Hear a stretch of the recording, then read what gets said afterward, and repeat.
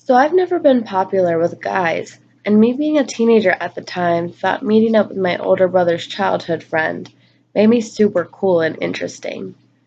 He was 20 and I was 16. I've known this guy for most of my childhood, and despite all the stories my brother had told me about this guy, I chose to ignore all the strange signs that followed this meetup we had planned. For starters, it wasn't much of a planned meetup, more of an unwarranted invite to hang out and smoke a J. He's never showed any interest in me, although I thought he was pretty cute. So this of course piqued my interest.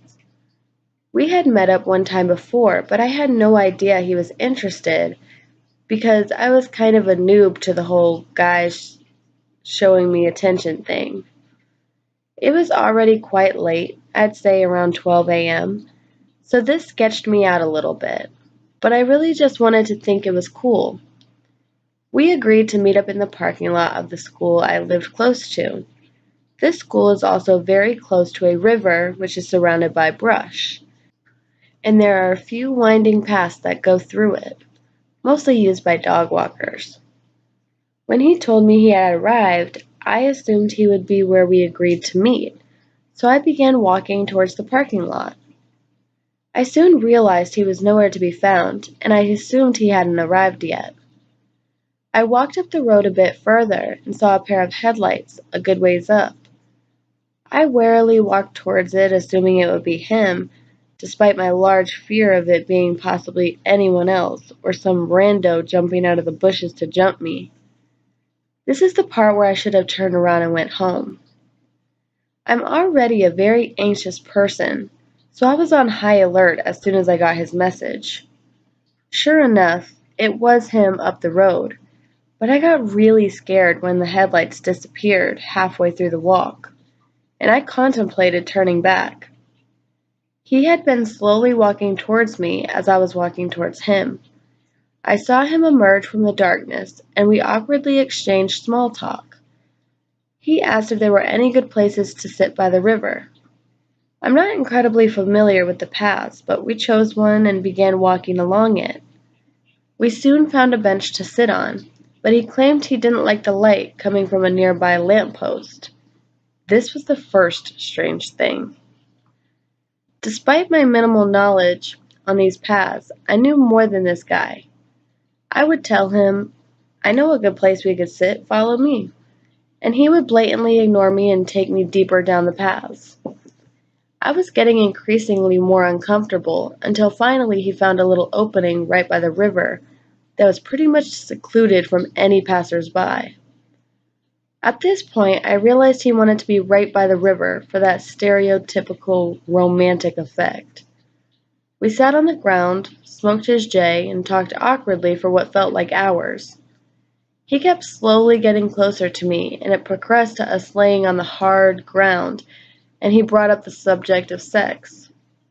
He talked about how he really wanted to get with me, but it was weird because of his friendship with my older brother. I was extremely uncomfortable because of this. I wasn't the most innocent kid, but the subject of sex made me really anxious as I was a virgin. We were there for many hours, and I didn't know how to tell him I wanted to leave, and I tried hinting by saying I was cold and it was getting early. My mom would be home soon. He would just get closer. Once it started getting light out because the sun was coming up, I became worried that it was going to rain. I kept saying this, but he promptly ignored it until it actually started raining. It was a full-out thunderstorm. When we finally decided to stand up and move, I told him my back was sore from sitting like that, and he insisted on cracking my back for me. I told him I was fine, but he persisted, so I allowed him to wrap his arms around me and do the backwards hug maneuver. If you aren't sure what this looks like, it's when someone wraps their arms tightly around your upper body from behind and lifts you up while squeezing you almost like an enthusiastic hug. When he did this, it didn't feel quite right, and it had felt like he was using me to rub against him. I quickly moved away at the nearest opportunity. I really wanted to leave at this point. He continued to lead me further down the paths, even though I kept telling him we were going the wrong way. It was raining at this point, and he insisted that it would die down soon, like he could control the weather. It didn't die down, and it was getting worse. We were far from my house at this point, and I kept telling him we should turn back, and of course he continued to ignore me. Eventually, he realized we should turn back, and he offered to drive me back to my house. I complied, although very wary. We ran to his car because it was downpouring at this point, and I was wearing poor footwear. We got into his car and he began driving the opposite direction of my house, and I calmly asked where we were going. He told me he didn't want to be seen by my mother or older brother, so he would drop me off somewhere near my house. I was praying he didn't just take me back to his house, but thankfully I got him to stop at a nearby street. I was about to get out and run, but he locked the doors and insisted I wait till the rain dies down. It got to the point that I wasn't just shaking from the cold anymore. Eventually, I decided I couldn't sit in the silence for a minute longer, so I told him I needed to get home or my mom would be looking for me. He then asked if there was any way I didn't have to leave. He wanted to take me back to his house so I could spend the night, and I proceeded to insist that my mom would be searching for me. This seemed to convince him, and he asked if anyone else knew about our meetups, and I said no. He smiled and said, "Good. It's more fun when we're sneaking around." And just as I was about to bolt out of his car, he stopped me one last time and said, "Do I get a kiss at least?" This part I very much regret, but for some reason I was still set on him thinking I was cool. So I did. I regret it to this day, because I didn't want to. Yet, I was a sad and lonely kid who was desperate for attention.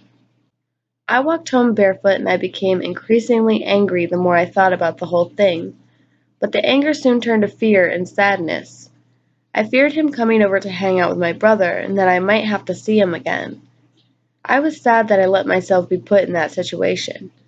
I was afraid that entire time, yet I never once thought to stand up for myself. I want to tell any other timid teenage girls out there that your comfort matters 100%. If you don't feel completely comfortable, please trust your gut. If I hadn't gotten out of that car, I'm afraid of what might have happened.